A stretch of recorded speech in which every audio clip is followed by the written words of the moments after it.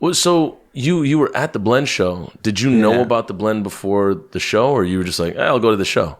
I knew. I'm forgetting their name. Velvet Punks. Yeah. Sjoberg. Yeah. Okay. Yeah, they're dope. I've seen them a few times, and with the full band. And yeah. Dang good. I got it. So we just had Rod in here, and Rod plays with Sjoberg. Okay. Plays bass with Sjoberg. Okay. So Taylor Sjoberg, right? Taylor Sjoberg, but I had not ever seen them play, and so everybody's like, "Oh, you gotta check out the full band." I'm like, I've only seen Taylor play here. Oh yeah. So Sjoberg played here, and had a conversation with them, and it was great. But that's so cool that you came to see Sjoberg and then caught the rest of the debacle that was the Blend. Yeah. And I remember you came through 5 Watt a couple days prior, and I recognized you from these videos. And I was I wasn't sure, but I was like, I'm pretty sure. We Do you work at 5 Watt? Or? Yeah, Northeast. Yeah. Oh, Northeast. Oh, On snap. Hennepin. Okay, Northeast. Yeah. God, you guys are like a whole happy musician family. Yeah. Yeah, I get to work with Laura Hugo, and it's super fun. She we're trying to get Laura in. 331. Yeah, and Laura's actually sick this week, and she's trying to come in. She's like, I gotta kick this cold first. And I was like, yeah, you should do that. But all that being said, so you're with the band. Would you call it punk rock? Mm-hmm.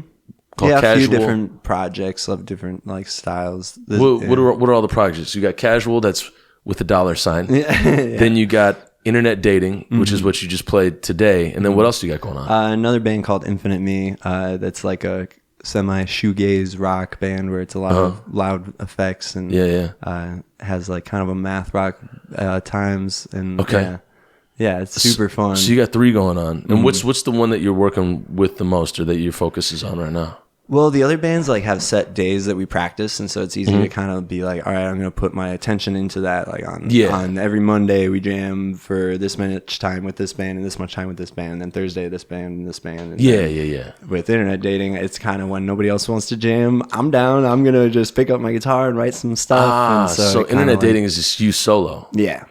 So I have people play with me sometimes, but yeah. So people are going to ask this off the bat, and I already have this question in my head. How did you get to the name Internet Dating? Okay. Well, it was originally with a drummer, and it was a 2-piece thing. I played electric guitar through an amp. Yeah. And then when the drummer had introduced me to a couple different people in the triple rock scene. Yeah. And this guy Adam DeGrasse, we were sitting at the bar with him, and we were trying to come up with a band name, and he was like, I've always wanted a band to be called Internet Dating. So he's like, it's something that is very much today. You couldn't name something Internet Dating back before.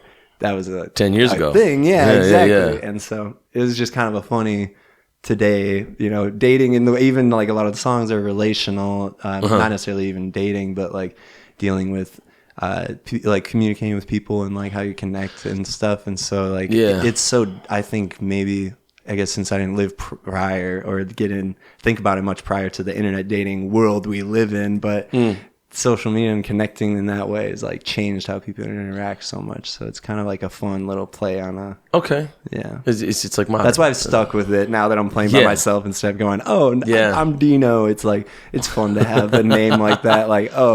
This is internet dating. I'm not currently though, but this is internet, it's just so funny. Oh goodness. So do you feel pigeonholed a little bit? You're damn, I wish I could just use my name Dino. And sometimes, but not often. Most times it's gets a little laugh or a chuckle. Yeah. And that's worth it. As it works out. Is Dino short for something? It's long for Dean. Long for Dean. Yeah. Okay. I used to go by Dino forever. Yeah. One of my best friends, his name is Jake, and literally his government name is Jake. It's not short for Jacob. It's just Jake. Always. So I'm always curious, when people have abbreviated names or quote unquote nicknames, more traditional nicknames. I'm like, is that the government name or how do we? Yeah. And so with internet dating as your solo project, when I listen to the lyrics and when I listen to your Bandcamp as well, in right here, there is a lot of social aspect to it. It almost sounds like an ongoing narrative, a dialogue in your head.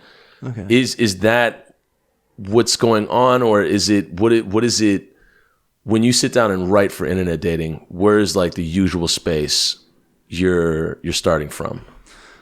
I do a lot of throughout the day writing down little phrases that I hear, like when I'm like talking to people, somebody will say something and they'll say like a common phrase a little different or a little, you know, because of however they learn the phrase, and like things like that kind of like catch my attention just throughout the day, and I'll write a lot of it down and kind of organize those thoughts into little short poems, and then I'll kind of stitch those poems together, be like, I wrote all of these like random things down that made me like kind of step back and think about a conversation or something, and they all kind of categorize themselves even and be like, oh, this song is very obviously about this, or all these 5 poems I wrote are about this, and I like these parts together work in a song format. And so you write the words before you hit the guitar?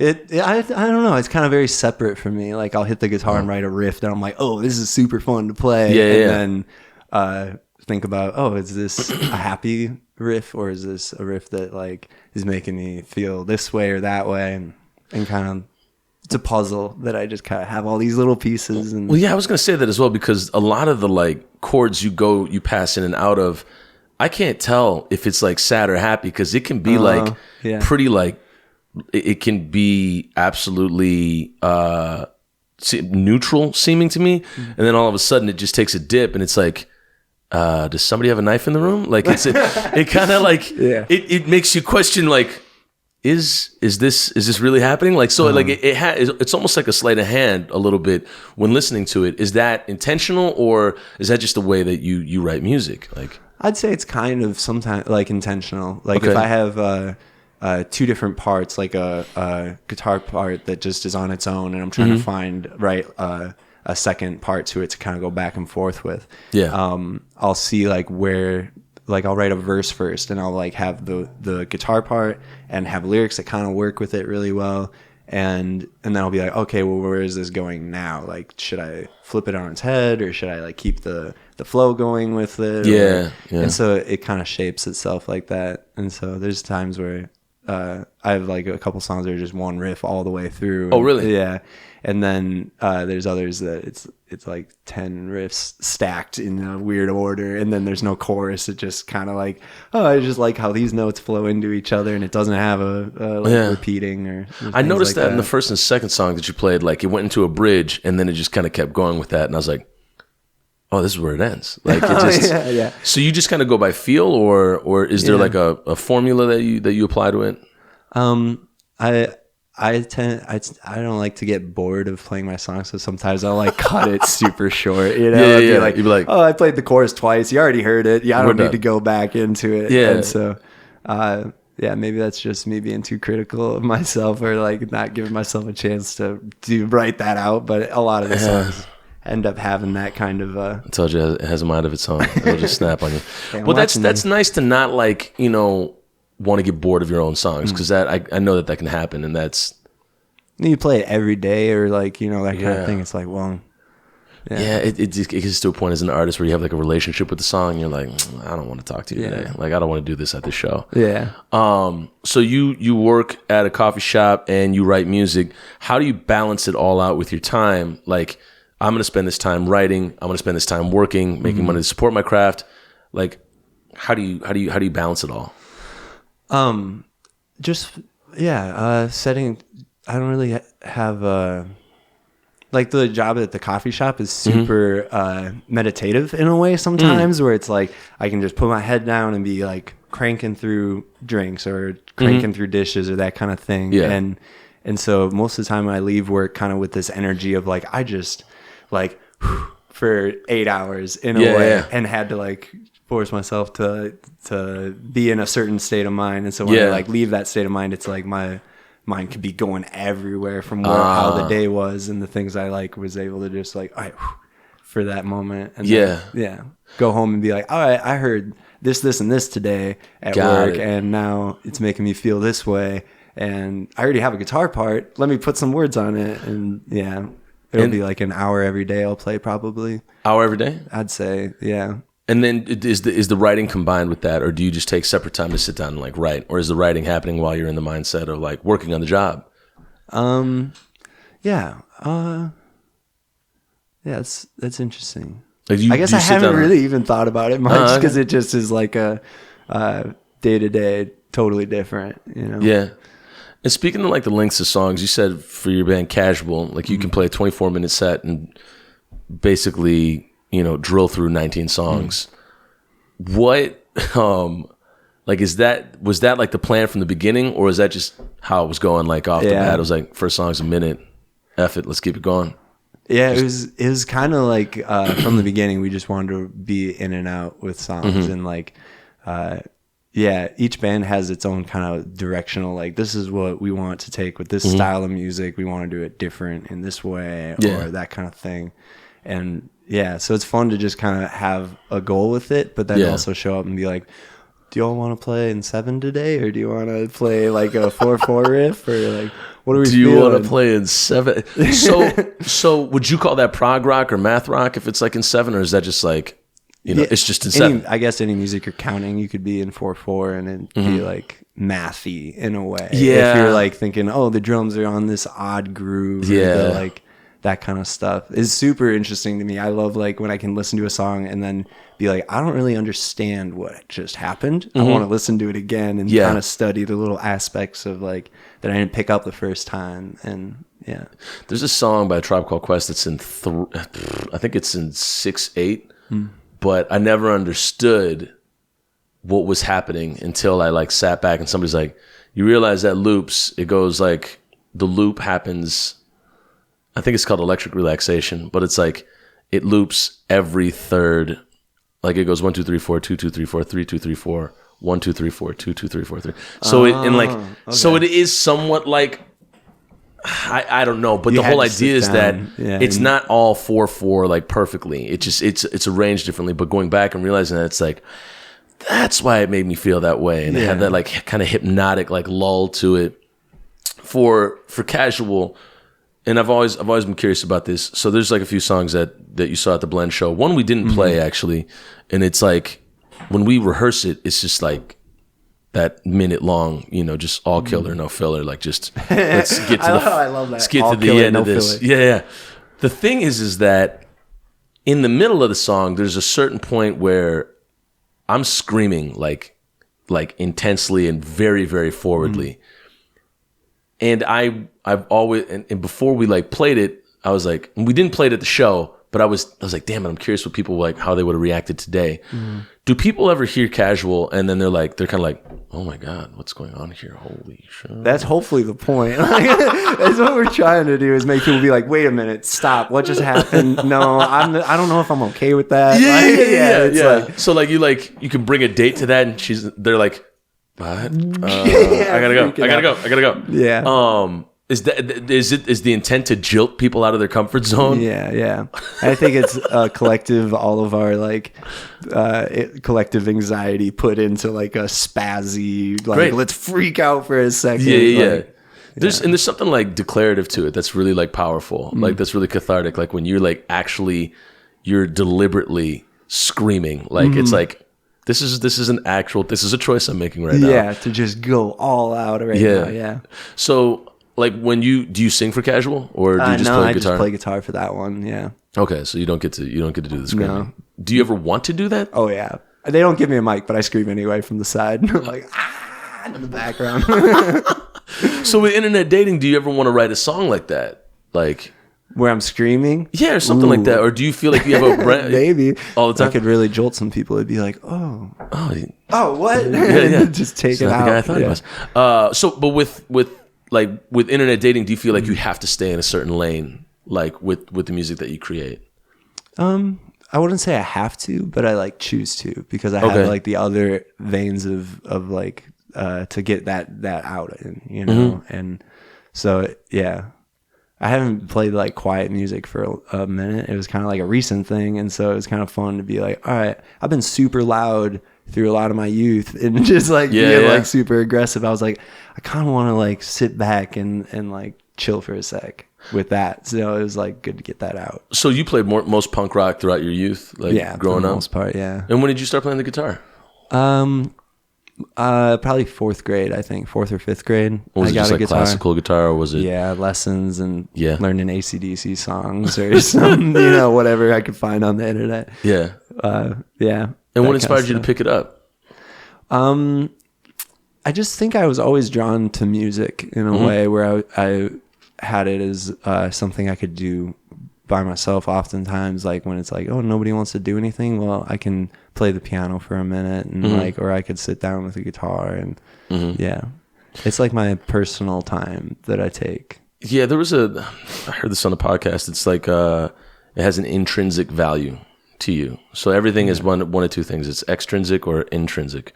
And I could be saying extrinsic wrong, but the idea is that intrinsic is you sit down and play the piano and I don't need anybody to hear me and I'm cool with that. Yeah. Extrinsic is I need to take a picture of my new guitar and show it on Instagram and get fulfillment. Yeah. You know, and the balance is obviously today it's like, you know, like way out of whack where people are.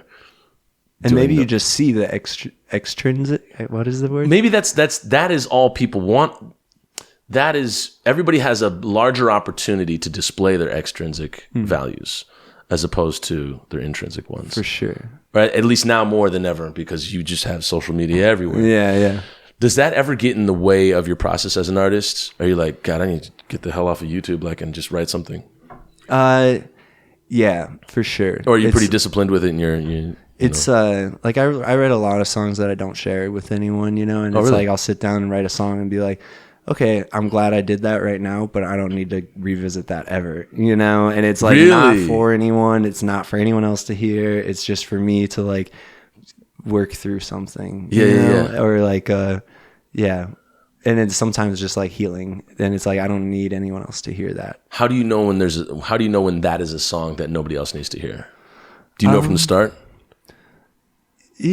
Kind of sometimes, or it'll be something that's like I'm playing something similar to something else that is already a song I have, and I'm like, it's too close to like put out again or do it in this way, and so then I'll just like have a bunch of other lyrics and just be messing around on it and record it for myself to listen to later, but not really ever be like, oh, I'm writing this for other people, like for that extrinsic value. So with that, given that, which sounds extremely, you know, personal, can you imagine a scenario where you may never play the guitar publicly for anybody again and it'd just be for you? It's just for me? Yeah. Hopefully one day. I mean, I like playing for other people. Yeah, it's super fun, but it would be super fun to just be able to write for myself and like, yeah, as well. Okay. Yeah. That's interesting because I don't really hear a lot of artists say that. Like, there's definitely a thrill to like playing for other people and like, and that has its own like value for sure. And yeah. I've recorded songs I've never like played publicly because it's like, I just put it out here and if you want to listen to it, listen to it. I don't want to perform it for nobody. Yeah. I feel like that's my natural instinct is to do that, to just be like, hey, here's a song I wrote and put it out and not like really do much media pushing or that kind of thing. And it's like, not because I don't care about the like pushing that music to as many people as I can. It's more just like, if you like it, you'll like it. And, you know, I don't have to shove it at people. It's like, if you find it, then it's like, that's cool. Sweet. I'm so like happy that you listened to it. But yeah.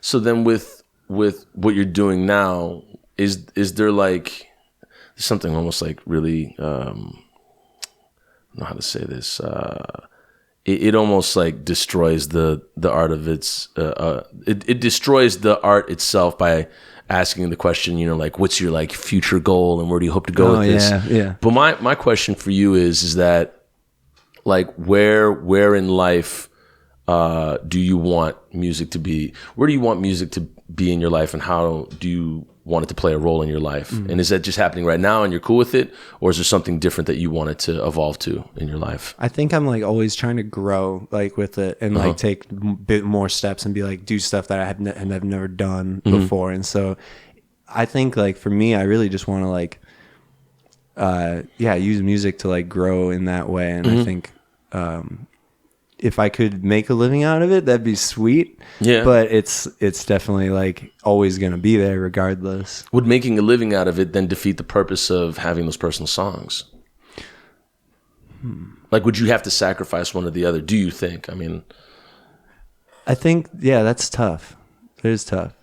I think I would always write songs for that like I wouldn't share, you know, Mm-hmm. or that kind of thing. Yeah. And so it would be the stuff that maybe if that's the lifestyle, then it'd be that's own thing. And I could also have like my own, you know, pocket of my stuff that's like for me. And I think it would be different for sure. Yeah. Which is scary, honestly, a little bit. Well, I mean, it's because a lot of people talk about that. Like bigger artists are like, once I hit a stream, then it was like I couldn't connect with what I was doing anymore because it was my day job, and it was like I would just want to check out. And, And I was talking to Rod about this in the last conversation.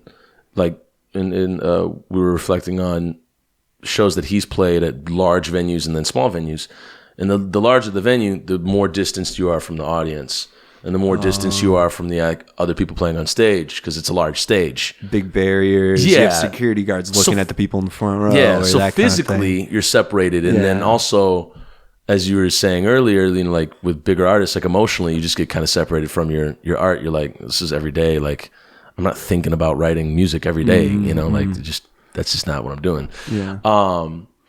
This is just a kind of a tangent here. So when you sit down and you have your guitar and it's just you and your guitar, what are the top 2 notes that you usually hit? That you just start with that right off the bat. Goes right away. Yeah. The tuning that for internet dating that I use is like an augmented weird kind of minor thing, and so it goes C sharp A are the 2 low notes. Yeah. And so with like going with those as my like low notes, I usually use those as root notes, and then I'll find notes that bounce around off of that.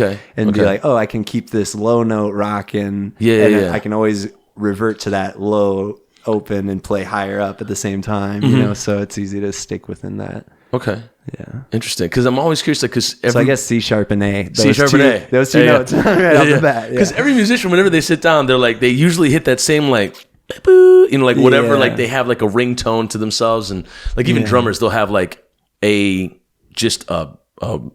sequence that they play right when they hit the drums. Sit down, they're like, all right, here we go. Yeah. This is my drum beat. Exactly. Yeah. So now, oh dear Lord, I kind of forgot the question. No, I remember it. Growing up, like what are like the top 4 albums that you can recall that actually that are just boom, they already came to your head, you don't even have to think about it, that influenced you as a musician or just as a human being growing up? I would say right off the bat, Two Shoes from the Cat Empire. They're like a band from Australia that when I was in high school, I was kind of was just sad a lot, and it had a lot of the positivity in that album, even though it's a very like kind of simple, straightforward album. It has like just a happiness that hit me in a weird spot in a weird time, and it like will always stick with me. So yeah. Because I just like maybe was listening to too much sad music, and I was letting it influence who I was. And when I found that like a happy album, it like made me think, oh, I can write like happy, catchy songs that are simple and straightforward, and there's like purpose to that, and there's a point to that, and it was like hit me differently for sure. Yeah, I was just talking to Max about sad music and how it can influence your life, influence your day. Yeah, and then we were listening to Buddy Rich, and it was kind of like, hey, all right, you know, like it's like feeling a little different about the day. So Cat Empire, and then what are 3 other albums that really like hit home with you? Negative Qualities from Single Mothers is like a punk album that like I could Single Mothers, I love the good name. Yeah. They're a Canadian band that I got really into when I was in high school. And that album, I could sit down and just like talk through it right now, you know, like just all the way front to back. It's so, it just impacted me huge. And I gotta look this up now. Okay. Other albums, those 2 came to mind right away. I'd say probably like Toe. Do you listen to Toe? Have you? It's like it's a band from Japan that like kind of made me also like analyze music and hear it a little differently. No.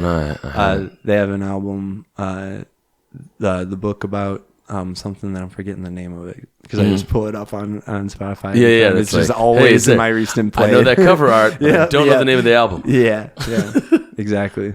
That one for sure. Okay.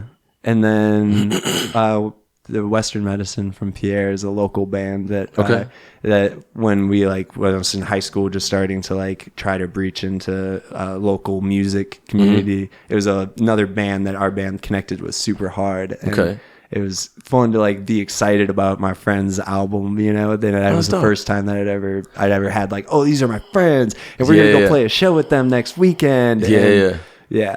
So what was the name of your band in high school? Molly's Worst Enemy, and then Infinite Me was short after. Oh, okay. Like those two kind of went into each other. So you talk about high school kind of like almost like it was like a significant chapter in your life. Like you integrated like several words with it, one being sad, another being, like all this different music that influenced you. When you left high school, was that a moment that gave you permission to change your perspective, or did it become more tumultuous emotionally? Or what happened with you leaving high school, and how did that influence your music?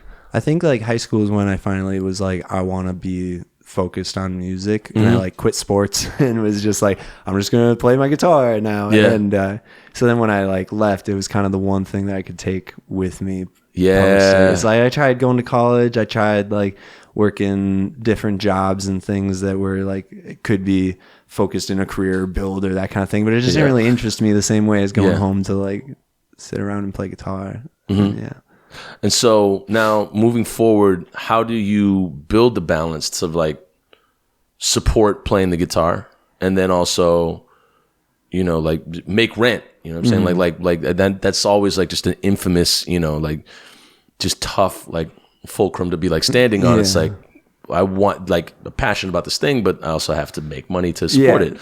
So what do you see for yourself down the road when you say you're growing with your music? What's kind of the growth going to be with just like economics? Economically, how do you support yourself? I try to be as frugal as I can with like my money and my time and like how I like spend every day. And so it's just like one of those things where I don't feel like I need a lot to do the things that make me happy. Do you have to like say like no to people sometimes? Like I just can't do this thing, or like y'all want to go on this huge trip and I just can't afford it because I'm trying to play like more music. Or, and all my money's going into like those things. It's like you spend like half a paycheck on a guitar pedal that nobody else understands why you bought that pedal, and you're like looking at it like, I love you so much and I'm so glad I got you, but no one will ever understand why it's expensive, baby. No, there is a thing that like when you say going on a trip, are people saying going on a trip or going on a tour, like touring with music? Which one? Like, because you said earlier, like people would be like, "Hey, let's go on this trip," and you're like, "Nah, I got to stay here and make this money." I like fun trips. I've definitely like done, like go on tour and stuff is like super fun. And we're doing like a run next weekend that's just 5 shows out of state and like because you mentioned several different states in your songs. Like, have you toured a lot? Like a handful. Yeah, I've done like the East Coast through. Maybe like 3 or 4 times in the West Coast twice, and some shows in Canada. And honestly, that's like, if I could just do that every day, like in the smallest way. Oh man. And that's part of the thing. I love traveling with music. It's is one of the best. And it's tough because it's like, you gotta pay for the gas. Like you can't. You play to 20 people and then it's like, all right, we got $50 to get to 5 hours down the road. Here we go. I remember turning to a musician in one of the vehicles and I was like, hey man, do you got $20? Just so I can get the gas. And I was like, and I'm supposed to be the leader of the group. Like I'm supposed to be the bank. And I'm like, we're a little short here, brother. Like, can you spare 20? Like, and they're like, what? Yeah. And it's tough because it's like in the vehicles, they're flipping huge. You got a bunch of equipment. It's like it's gonna cost at least $60 a tank. Like it's not cheap. So do you prioritize writing music or touring more, or does it kind of come seasonally? It definitely comes seasonally, and I think like not necessarily seasonally, like with the seasons outside as much as it like the season of life that just you're creatively. in. And So the last like 2 years, I haven't really done much of like traveling with music, but there was a good 2-3 years where every other month we were out for at least a week or so. Yeah. It's just a very different. Yeah. Mm-hmm. It's different. So when you are out on the road, like what is the number one fast food joint like you usually just crave? Yeah, because everybody eats like crap when they're on the road. Yeah. There's always the one. Yeah. You know? We always hit Del Taco in Colorado. Del Taco? Yeah, and Torchy's tacos. Torchy's, okay. Those are the spots. Yeah. Okay. At least every time we go on tour that you can't get here. Okay. But you can go there. And it's pretty dang cheap, really good. Yeah. Damn, I can't really remember where we would. We usually had bars we would go to and just kind of like raise hell and be like, well, we're going back there in about another month. Yeah. Torchy. Okay, all right. I'm gonna have to mess around with that next time I'm out in Colorado. So going forward now, when do you see the next season coming up for touring for you? Hopefully as soon as we can get as more music out as we can, because I think right now is this for internet dating or for all of them really? All of them? Yeah. Okay. I think like we kind of realized when we did some of that touring that we were playing towns where it's like there's no real reason to be here. If that, yeah, that feeling is one of the most complex because you like feel bad because you're like and you love the time you have with the people at the show and stuff. And there's some shows that it's like, yeah, definitely worth like doing all this work just to play this one show, you know. And there's multiple of those on a tour, but then you'll be in Cincinnati and there's no one at the gig, or you'll be in somewhere and you're like, we drove so far. And oh my god. This is super fun and we're having a blast and I'm loving every moment of it, and you can't complain about the show because it's like people are going out of their way to put you on in their town, and you're like, thank you so much. Do you ever play in Cleveland? I think we have a couple times, just passing through. Cleveland is definitely got like a large rock community. But like you mentioned Cincinnati, I remember playing there once. It was honestly, I was like, just randomly came to mind. I don't even know of a show there. Did you ever play Cincinnati or no? Yeah, for sure. But okay, yeah. Was it a good show? Yeah, I think so. Sometimes they blend together. I just remember Cincinnati was like empty Eastern, for me. Midwest, like some of that stuff just is like, it's all the same. Yeah. We're like, we're almost home. Yeah. No, the hell you are. Like you're just going through Indiana and you're like, yeah, I guess we're kind of close now. Yeah. It's like it's about 10 hours. I remember driving through Cleveland and a cop pulled us over because we had this big, ugly, short black bus, and he's like, "You guys know what you're doing?" We're like, "Yeah, dude. We're trying to get out of town. We're trying to go. We're going east to Pittsburgh." And he's like, "Okay, so either you know what you're doing, and we got a problem, or you don't know what you're doing, and we got a problem." What? I was like, what? He's like, dude, you need to get out of this neighborhood. It's like horrible. Oh, dang. It's like don't be here at all. Don't stop. Yeah, he's like, I'm going to follow you to lead you out of here. So like he turned on his lights and was like, let me lead you out of Cleveland. That's wild. That's wild. And I was like, this town is not one we will be revisiting. Good looking out, I guess, but like, especially when you're driving around in a big van, it's like if you're stacked with people and it's a van, so it's doesn't have something on the side. It's like, oh, lawn care. Oh yeah, they're fine to be here. Yeah. It's like, oh, who's that? You know? Oh yeah, no, you're suspect everywhere. Yeah, you're kind of a little bit unwelcome. Like even if it's like, oh, it's a cool bus. So when are you guys leaving? Like you're like. It's cool. You playing a show, but you're gonna leave after that, right? It's like this is a big, ugly eyesore. Yeah. Or do you guys travel stay with somebody too? I always think that's super funny. Like you stay in like a nice neighborhood with somebody who's at the show, and they're like, "Yeah, you could stay at our house, crash on the floor, roll up in your like grimy van, and park in the driveway." And it's like, see, people don't. They love the tip of the iceberg, but everything beneath that. It's not trust. It's not anything you want to be a part of. They're like, people will be like, oh, that's a cool thing that you do, and like then you tell them, yeah, I never know when I'm getting my paycheck, and they're like, what? I don't. Like then their anxiety like jolts through them, and you're like, yeah, you don't want any part of this. Yeah. So what is it that you guys drove around in? Ford E350. Yeah. Okay. Which is like a pretty standard gray van. Yeah. And there's when we bought it, we bought it used and it had like a salvage title on it. So it was pretty dang cheap for like a decent, really good van. And it had a sticker on the back, and we always tour with bands that just cover the back of their van with like a bunch of band stickers. And it's like you see that and you're like, oh, there's a band. Like, I just know it, like a bunch of stickers all over. Hey, we might be playing with them. Yeah, exactly, on that past one highway. But we had one sticker that was on the van, and it was like 1027 with a dove on it. And we were like, that's the most incognito church van. Nobody thinks, church van. Like, oh, they're on their way to help, somebody. Yeah, they're on their way to play, like some type of Sunday service. Yeah. No need to pull them over. No, ours was like entirely black and it had like orange stripes in it. It looked horrible. It looked like it was like ready for like warfare. Like we're showing up, we're gonna make a mockery of your town, and then we're gonna leave it worse off than it was. Yeah.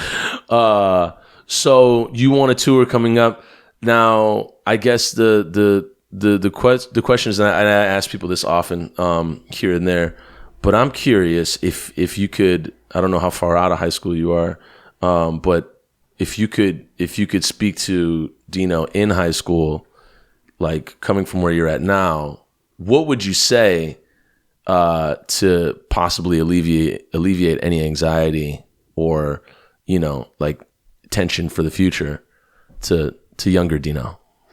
I would say good move choosing music over sports. We're not that good at soccer, so it's a good thing you dropped that. Yeah.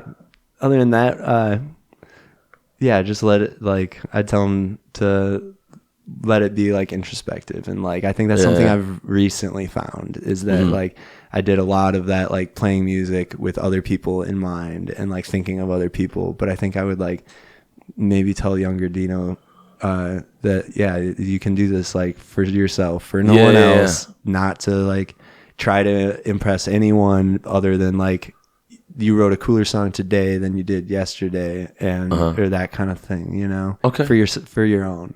Okay. Yeah. And how soon can we expect like new music to be released from Infinite Me, Casual, or Casual's putting out a record this month in January. Like coming up in less than a week. It's going to be like 4 or 5 days from now. So by the time people hear this, they can find Casual with a money sign, dollar sign on Spotify. Very different music, but fun. And they all like influence each other. Like I don't think internet dating would sound the way it does if I didn't do Casual, Like could you just do internet dating? I mean, like, no, it would drive me nuts. Yeah. You gotta have the yin and the yang. Yeah, totally. So for Infinite Me and internet dating, is there anything new coming out for those? Infinite Me is going to be just a little bit because we've been in that like writing for our own like kind of mindset recently, and haven't even played many shows. We've just kind of been like processing what we want to do next with the writing process, and we all write collectively, so it takes time to come together and like formulate a song versus like I could write an internet dating song in an afternoon and it's done, like all done. But with like that, it just takes a lot of time. And so, but I recorded some new internet dating songs in St. Louis just like back in June. And I'm just piecing together. I did guitar and vocals for it out there, and then I'm just like adding friends on it. So you record in St. Louis? Yeah, this guy Ryan Wasaba is like a friend of mine. I met him on tour, and we just got talking about the Bad Plus from here, Minneapolis jazz group. And I was like, "How do you know like these guys?" And we just got talking at this festival, and he was like, "I have a studio. Next time you come through, come check it out. We can just hang out." And ended up recording "Stall" with him, the song that is on the most recent EP. I just was on tour and hit him up and was like, "Hey, come through and check out your studio." And got there and he was like, "You want to lay down a song?" It's like, "Yeah, you got 20 minutes. Let's go." That's dope. That's dope. Yeah. Wow. Well, that's cool that you can link up with so many people around the country and utilize it and resource folks in that way. I mean, Rod and I were talking about this earlier about there's an infinite amount of excuses like that we as musicians can make because there's just it's never perfect at our doorstep. Something's missing. Like we could have somebody could have a better pedal. Everything could be upgraded. Yeah. But resourcing what you have and using what you have is so and the connections damn, you make. Yeah, it's so damn priceless. Valuable. Yeah, valuable. But the opposite words, but it means exactly the same thing. They're synonymous. Well, I look forward to the new music you put out, and I'll definitely have to check out Casual with the $sign soon this month when it comes out. Thanks for the time and energy, brother. Yeah, thank you for Appreciate having it. me. Yeah, it's super fun. No doubt. Yeah. All right.